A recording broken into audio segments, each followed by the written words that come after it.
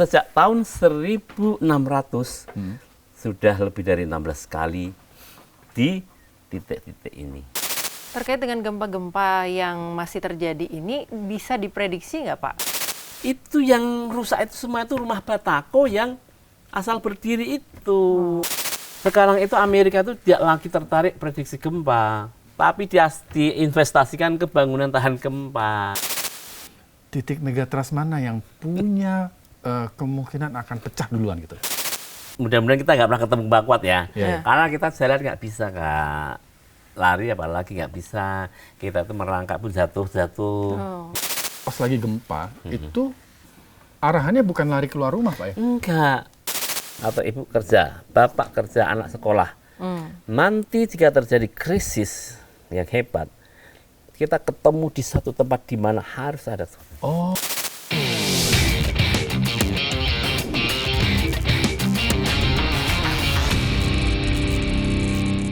Assalamualaikum warahmatullahi wabarakatuh, Sobat Anyus. Ketemu lagi dengan podcast Bikin Terang, saya Rizky Hasan. Saya Priska Papilaya.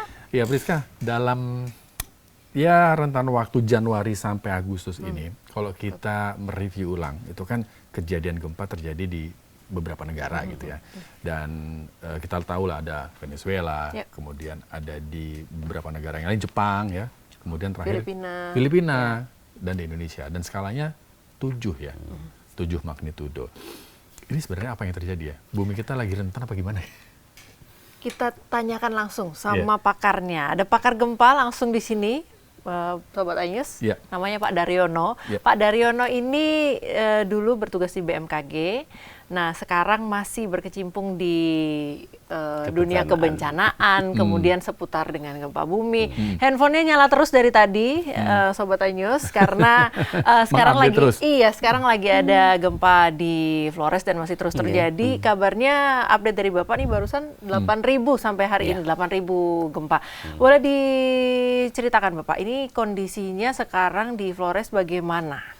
Iya, jadi hasil monitoring dari BMKG ya, itu gempa susulan masih terjadi.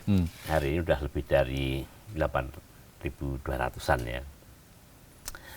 Dan itu sebenarnya dari aspek geologi tektonik, seismologi tektonik itu satu hal yang wajar. Jadi kalau gempa gede, 7,7 itu big earthquake. 7,7 itu big? Ya, kepala 7 itu big, kepala 6 itu strong. Kepala 89 itu large, dahsyat, lazim terjadi gempa susulan. Sebuah keniscayaan bahwa gempa besar itu harus diikuti gempa susulan. Karena apa? Karena terjadi deformasi batuan di sumber yang skala besar. Nah, terjadi ketidakseimbangan tektonik karena patah, bagian ada yang menggantung. Untuk kembali posisi supaya setelah tektonik seimbang itu, dia tuh harus ada pergerakan penyesuaian ya. Tapi ada kemungkinan nggak sih Pak 7 lagi gitu susulannya? Saya menganalisa tidak. Karena apa? Yang sedang rilis itu namanya sesar naik Flores segmen Flores Barat. Itu memiliki magnitudo target itu 7,8. Sudah rilis 7,7. Gempa susulan signifikannya 6,2. Kemudian ada banyak sekali gempa berkekuatan 5 ya, dan tampaknya itu sudah terkuras. Nah itu berarti kan tadi energinya sudah hampir habis begitu Pak ya? Sudah hampir habis. Tinggal penyesuaian. Nah yang menarik itu Priska dan Sobat Anyus, jumlah gempa susulannya itu banyak sekali Pak, sampai 8.100 gempa susulan. Terkait dengan banyaknya gempa hingga 8.000 lebih ini, saya meyakini ada sesar lain yang aktif. Tapi bukan gede. Ikut terpicu. Supply sesar yang ada di lengan-lengan sesarnya. Jadi itu. Terkait dengan gempa-gempa yang masih terjadi ini, bisa diprediksi nggak Pak? Sampai kapan gitu? Jadi kan biasanya kan masyarakat butuh kepastian ya Pak ya gitu. Saya harus pulang ke rumah kapan nih gitu yang aman gitu. Tapi yang pasti Mbak, tadi itu kan Mbak menyampaikan kapan kembali pulang gitu ya. Sebenarnya kembali ke rumah itu tidak didasarkan pada gempa yang masih banyak atau gempanya sudah luruh, sudah habis. Kondisi bangunan yang dia tempati itu apakah layak dan aman untuk ditempati, masalahnya di situ. Jadi kalau misalnya rumahnya sudah rekah, sudah retak besar, sudah miring, sudah rusak sebagian, apa kita berani menempati?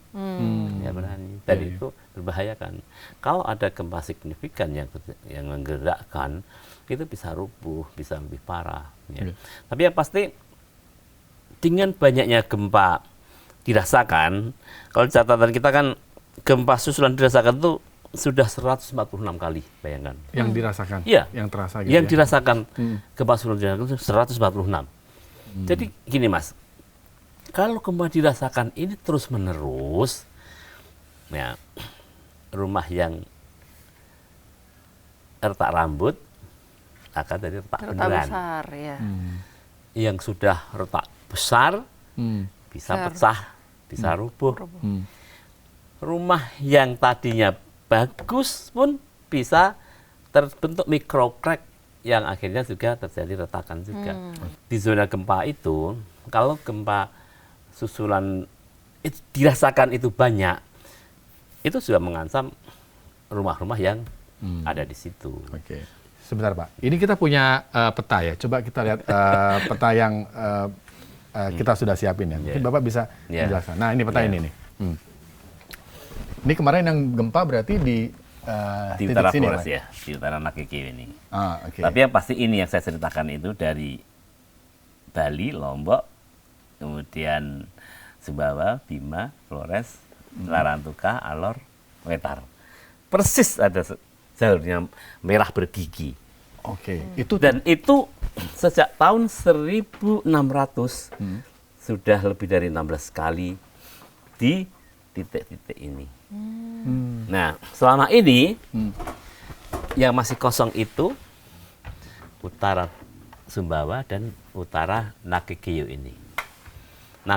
Dari di utara Nakikiu itu dari peta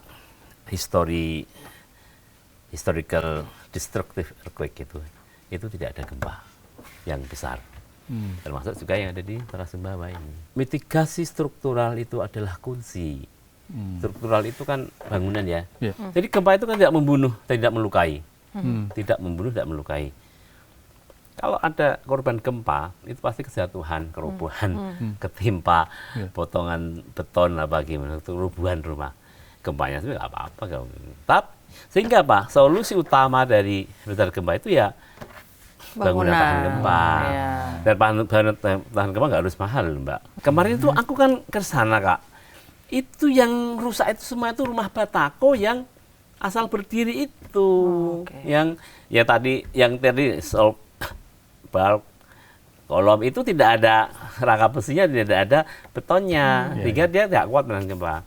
Nah, yang kalau bisa itu ya memiliki rangka besi tulangan atau berbahan ringan dari kayu dan bambu yang didesain menarik. Ya nggak boleh itu batako asal berdiri. Jadi Bapak, ada loh Mas, rumah yang tanpa pondasi mendirikan batako itu ada. Terus benar-benar nggak ada tulangan besi itu ada. Ya jelas hancur, itu roboh. Jadi Bapak mau bilang bahwa rumah dengan kayu itu jauh lebih kuat menghadapi gempa. Fleksibel. Ketimbang yang dibangun sembarangan Ya, maksudnya. fleksibel. Daripada sembarangan tadi. Oke. Ya, saya kemarin sempat lihat di media sosial ada filosofi rumah joglo itu Pak, ada iket-iketannya, apa namanya, kayunya. Mungkin yang dimaksud, mungkin yang dimaksud kekuatan itu ada di situ ya Pak ya? Iya, jadi itu yang fleksibel Kak. Itu fleksibel, kreot gitu. Ada ombaknya juga. Ya. Karena dia tidak kaku, tidak getas ya, sehingga dia fleksibel. Nah, jadi saya survei di Manggarai Barat itu saya melihat sebelahnya rubuh total. Itu rumah kayunya itu masih utuh, Mbak, dan orangnya nggak ada apa-apa. Balik lagi ke gempa di Flores tadi, sudah terjadi, kemudian sudah luruh gitu ya. Nah, kemudian itu kan kabarnya akan apakah akan berdampak ke wilayah-wilayah di sebelahnya, Pak? Misalnya Sumbawa atau Bali gitu. Kemudian itu kalau ditarik garis lurus kan ke Jawa, Pak. Iya, itu kan sumbernya banyak, Kak. Di timur ada sumber lagi merah-merah itu ya. Iya. Barat juga tidak serta-merta akan terpicu. Tidak serta-merta. Ya. Okay. Tapi ada kemungkinan. Kalau tidak sedang memiliki akumulasi medan tegangan maksimum. Apa yang terjadi di Venezuela 7,2. Tidak sampai 1 menit lepas 7,5. Karena sesar di sebelahnya itu sudah maksimum akumulasinya. Sudah labil sehingga tinggal rilis ketika mendapat pukulan stres dari 7,2 sampingnya itu. Tahun 2018 di Lombok itu triplet earthquake. Jadi utara Lombok lepas, timurnya lepas, baratnya lepas, sehingga ini menimbulkan rangkaian kegempaan yang triplet hingga ya dahsyat. Nah, stres yang menyebabkan terpicunya gempa berkekuatan besar lagi sebagai gempa susulan itu di sekitarnya itu bisa diprediksi, Pak? Tidak bisa. Tidak bisa. Ya dengar ya netizen ya, tidak bisa. Soalnya karena banyak hoax juga ya. BMKG kenapa sih nggak bisa memprediksi? Emang tidak bisa diprediksi ya? Saya lebih memilih bilang tidak bisa daripada sok tahu. Iya. Karena memang ya tidak ada bukti empirik bagaimana sebuah gempa yang waktunya berdekatan itu seolah-olah dianggap saling picu atau merambat ke sana kemari. Sumber gempa itu memiliki otonomi sendiri. Dia itu memiliki kemampuan mengakumulasi medan tegangan sendiri, punya waktu maksimum sendiri, punya rilis sendiri, sendiri-sendiri. Jadi tidak bisa janjian kemudian. Ya. Kalau memang berdekatan bisa, Mbak. Artinya sebenarnya kapanpun terjadi, yang penting antisipasinya, Pak ya. Bangunannya diperbaiki. Makanya, Mbak, sekarang itu Amerika itu tidak lagi tertarik prediksi gempa. Tidak tertarik. Jadi, udah meninggalkan ilmu prediksi gempa, monitoring tetap. Tapi diinvestasikan ke bangunan tahan gempa. Nah, itu. Jadi kapanpun gempa itu mengguncang, mereka kita sudah siap. Gitu. Jepang itu sejak tahun 1980, Kak, bangunan itu harus dan wajib tahan gempa. Jadi sana itu bangun rumah sendiri, tembok itu tidak boleh kecuali diawasi, didatengin petugas. Speknya seperti apa, ini jadi gambarnya gimana, tabraknya gimana, pemborongnya kayak apa, itu diawasi betul. Kalau belum sanggup seperti itu, suruh tinggal di rumah susun. Kalau kita bercerita tentang gempa ke masyarakat awam, Kak, itu jangan berteror dulu, dalam bumi ada lempeng, kemudian ada magma cair, kemudian tertekan. Enggak. Kalau nanti malam terjadi gempa 8,5, harus apa? Harus apa? Iya. Harus apa? Harus berlindung di mana? Ngapain? Gitu ya. Jadi mendekatkan bahaya itu sedekat mungkin dengan kehidupan kita. Supaya antisipasinya demikian juga kepada para pengusaha yang punya usaha hotel, punya usaha industri di pantai atau di daerah gempa. Kalau kita jelasin teori-teori ya, nanti perusahaanmu akan mengalami kerugian kalau terjadi ini. Baru dia lagi akan bagaimana mengupayakan upaya mitigasi itu. Itu menarik, tapi sebentar. Sebelum kita bicara soal kalau kita ada gempa nih, kita mau lari kemana, berlindung di mana, itu menarik. Nah, saya mau balik lagi ke peta yang tadi. Sekarang kita pindah ke Pulau Jawa, Pak. Di Pulau Jawa itu kan ada 4 titik megatrust, yang informasi itu banyak ya, dikonsumsi oleh masyarakat. Gitu. Nah, titiknya di Pulau Jawa itu berarti di bagian selatan, Pak ya? Di bagian selatan. Di Samudra Hindia. Di Samudra Hindia. Berarti di sekitaran sini, Pak? Ya, itu garis merah itu. Garis merah ini? Itu megatrust itu. Ini megatrust? Ya. Ya, merah itu megatrust itu. Dari 4 titik. Itu tumbukan lempeng Australia dan kita. Oke, dari 4 titik ini, Pak. Dari 4 titik megatrust itu, apakah ilmuwan-ilmuwan atau pakar-pakar gempa di Indonesia sudah bisa atau sudah punya gambaran titik megatrust mana yang punya kemungkinan akan pecah duluan gitu?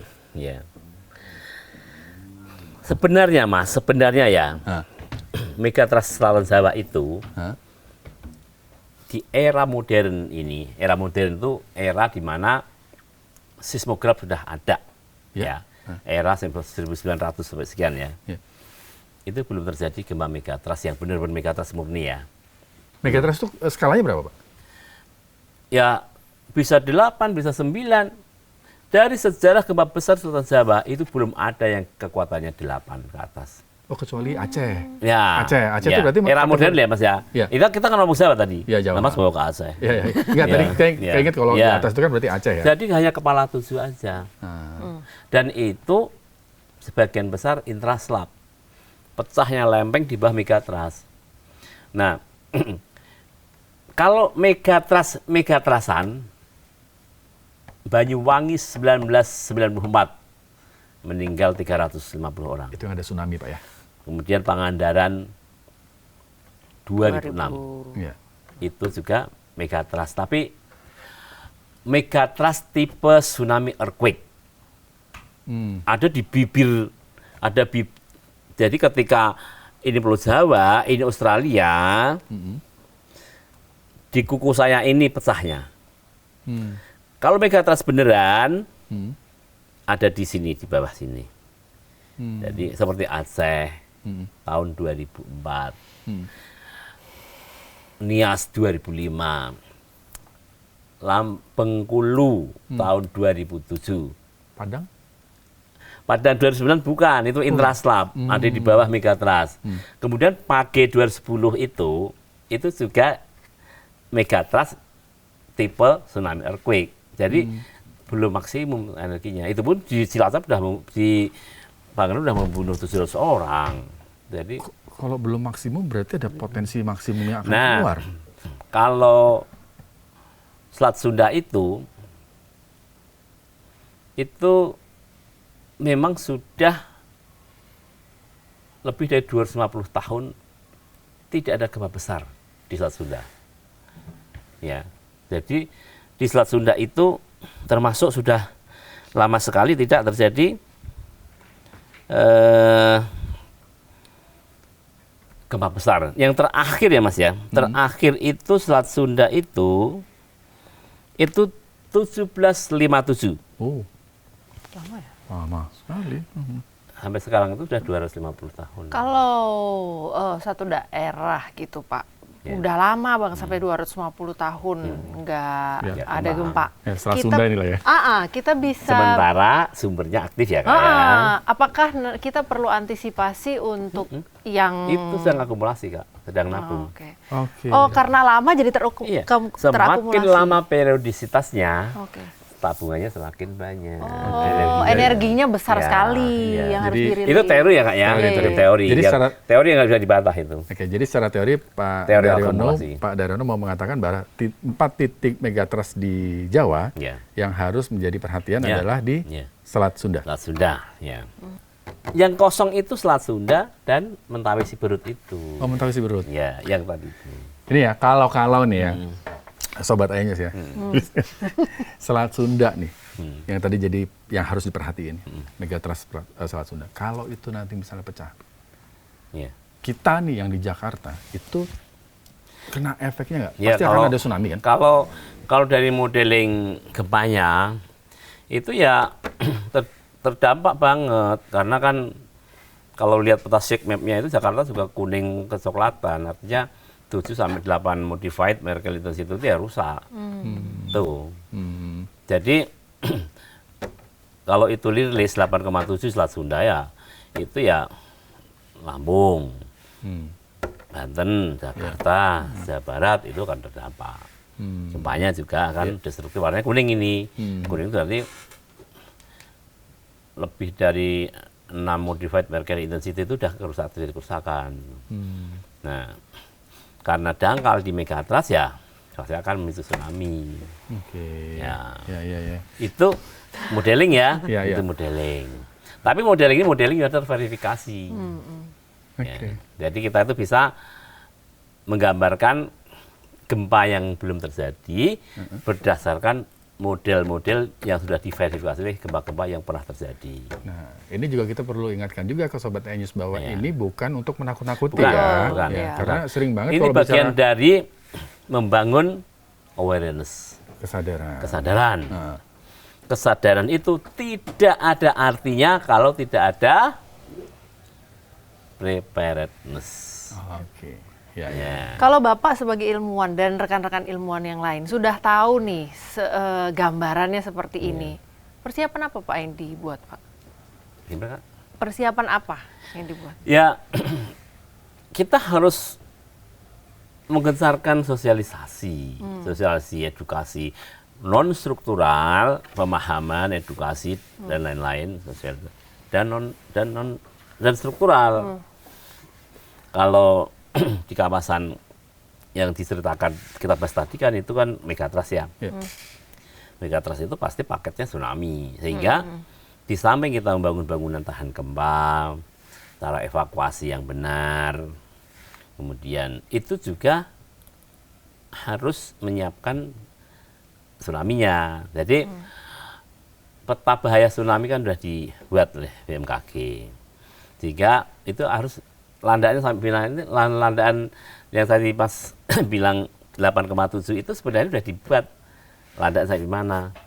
Itu harus jadi tata ruang, perencanaan tata ruang. Jangan dibangun bangunan. Ya. Ya, jadi sebenarnya kalau kita itu ingin selamat itu mudah saja.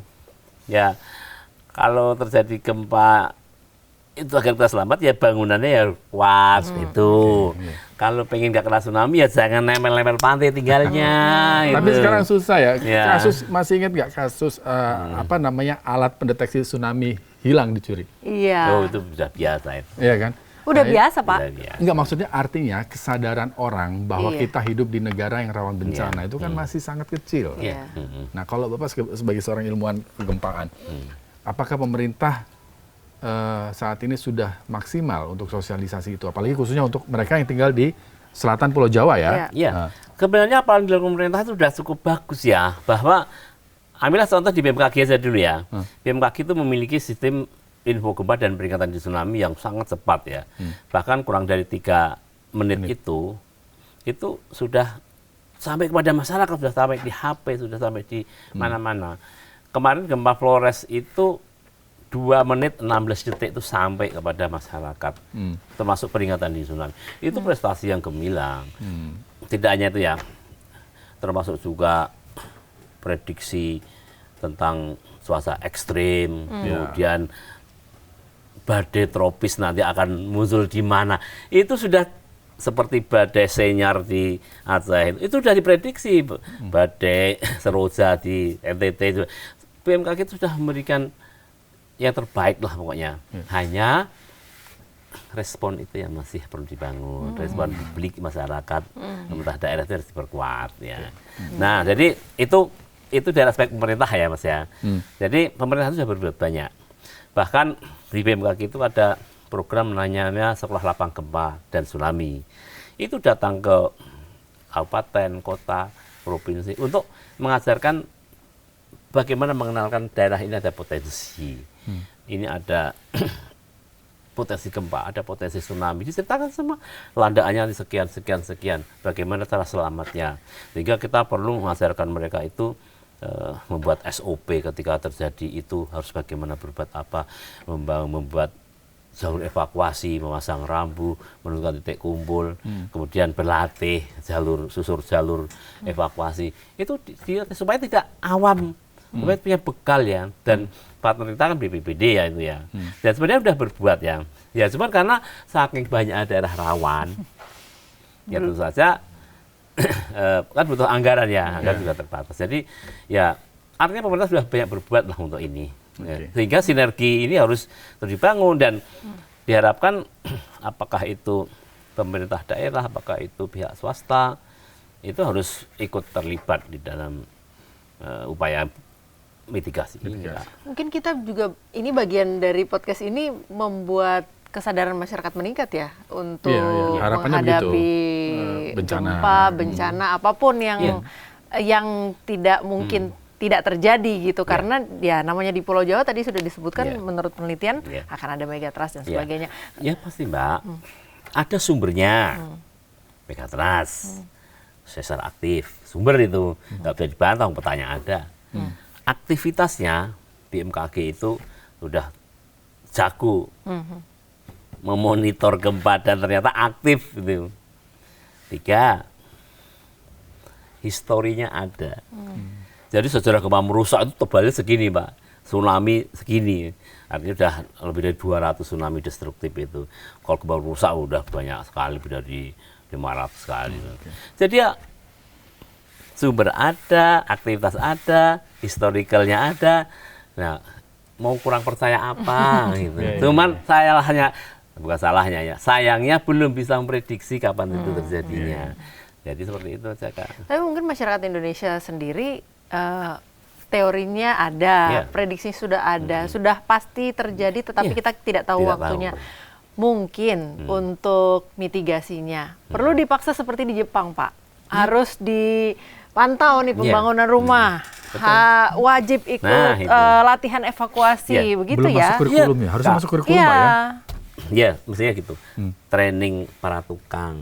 Kalau kamu disuruh bangun hanya batako, berdiri aja dilem pakai pasir dan kapur, jangan mau. Jangan mau, karena itu akan mencelakai penghuninya. Jangan mau, gitu. Lebih baik rumah kayu aja, Pak. Lebih bagus. Nah, sekarang kita bicara soal di dalam rumah nih, ya kan, di dalam rumah nih, Pak. Kalau misalnya itu gempa terjadi, kita di dalam rumah, kita kan harus tahu tuh, harus mengenali di mana tempat kita berlindung.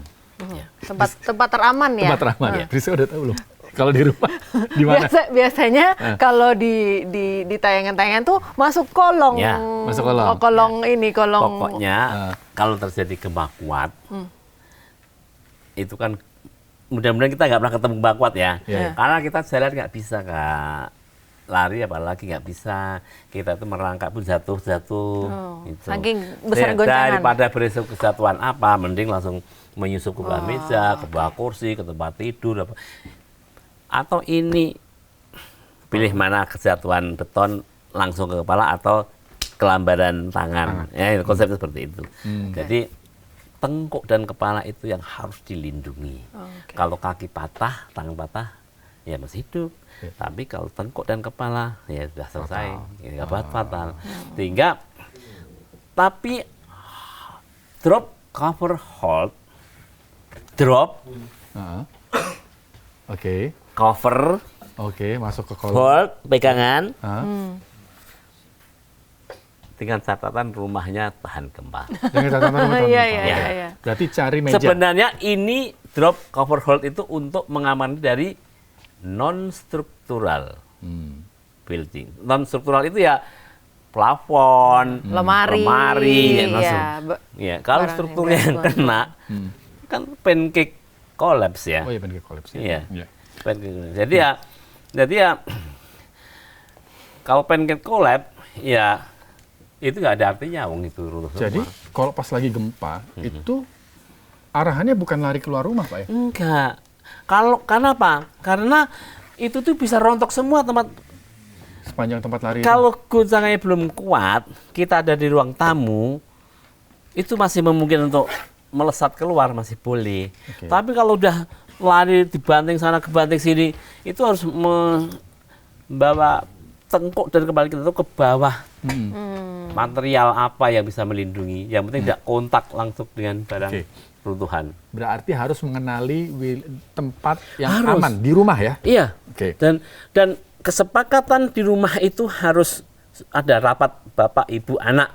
Itu bahkan bisa kalau ada guncangan di rumah nanti kita minta lakukan supaya tidak gagap. Terus harus punya tas siaga. Tas siaga bencana. Isinya kue untuk 3 hari ya, kue kering, air, obat-obatan, obat luka, obat perut, apa segala macam, power bank, baterai, kemudian intinya keperluan untuk 3 hari itu ya? Dokumen penting sudah di situ.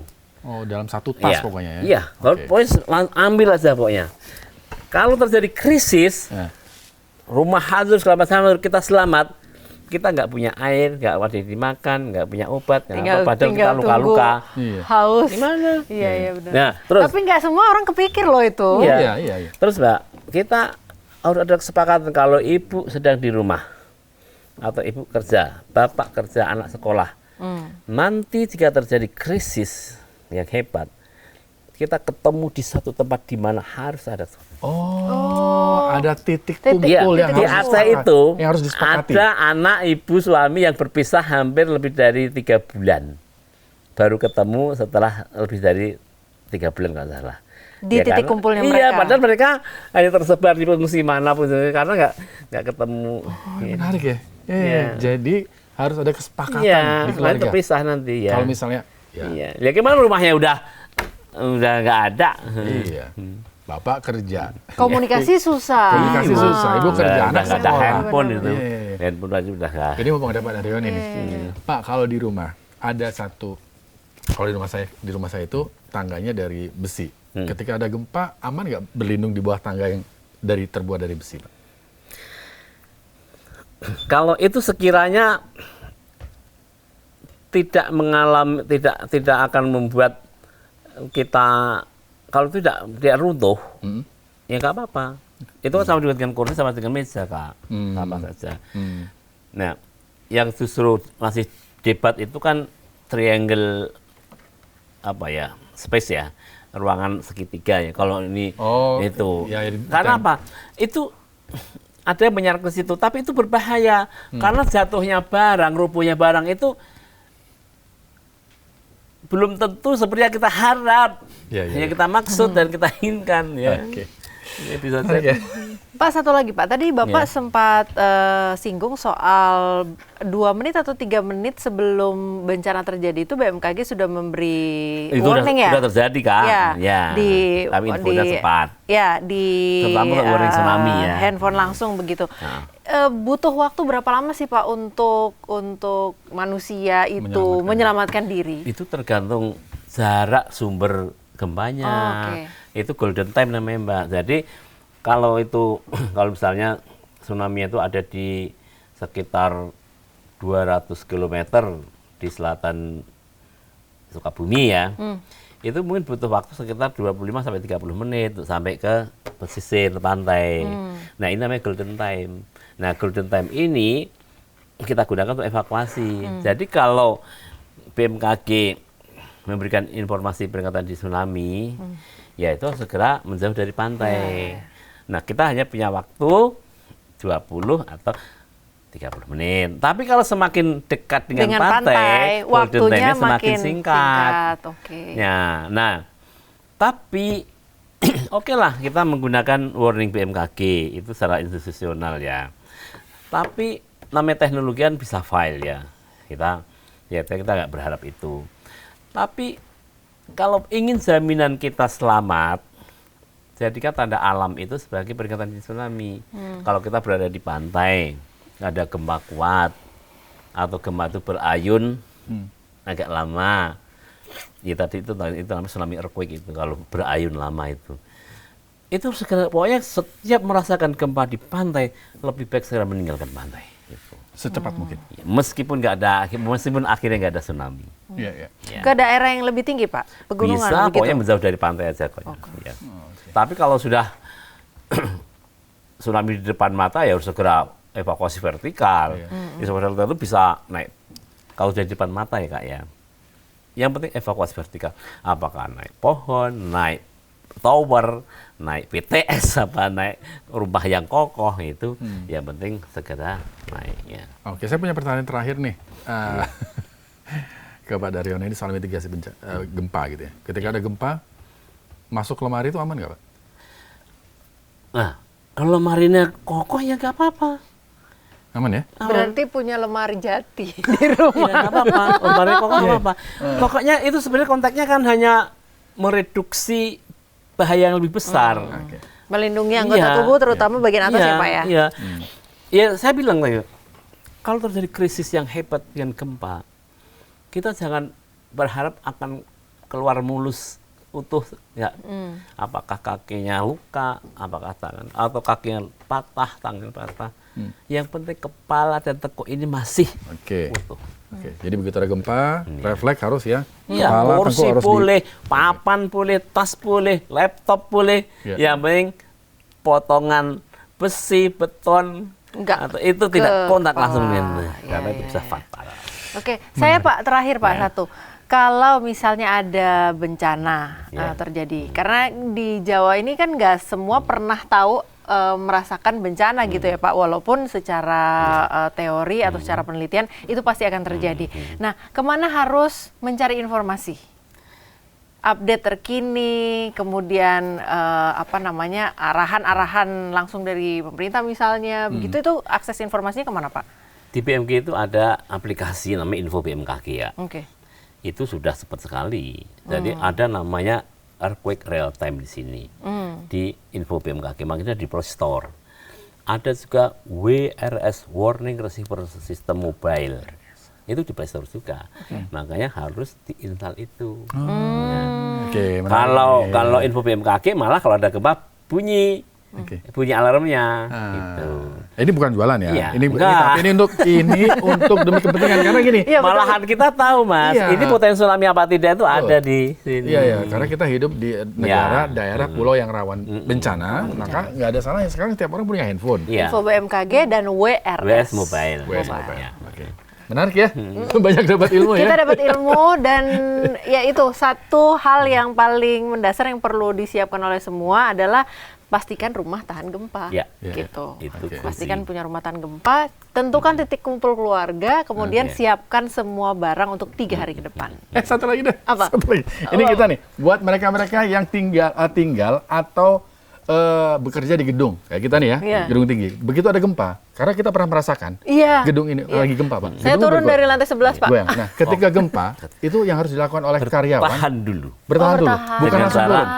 Melindungi dari non-struktural, jatuhan non-struktural dulu. Lift nggak boleh dipakai? Nggak boleh. Tangga saat gempa kuat tidak boleh turun tangga. Karena tangga itu struktur tambahan, bukan struktur bangunan tahanan, bukan struktur utama. Karena bisa rontok sekaligus. Sehingga kalau sudah sepi, sudah tidak ada guncangan, baru turun tertib. Ilmu. Baik. Tetapi kalau gedungnya itu jaminan tahan gempa, tidak perlu ada yang ditakutkan. Aman gedung kita. Mau tetap di sini boleh, turun boleh. Oke, baik. Terima kasih Pak Daryono informasinya sudah berbagi dengan Sobat iNews di Bikin Terang. Semoga saja apa yang disampaikan Pak Daryono memang benar-benar membuat terang gitu ya. Baik, yang paling penting adalah bagaimana kita menyikapi memiliki kesadaran bahwa negara Indonesia adalah negara yang rawan bencana. Kita harus siap dengan mitigasinya. Mulai action dari sekarang. Mulai action. Saya sebentar lagi mau install tadi. Terima kasih Pak Daryono. Terima kasih Pak Dar. Demikian Sobat iNews, saya Rizky Hasan. Saya Priska Papilaya. Sampai jumpa di Bikin Terang berikutnya.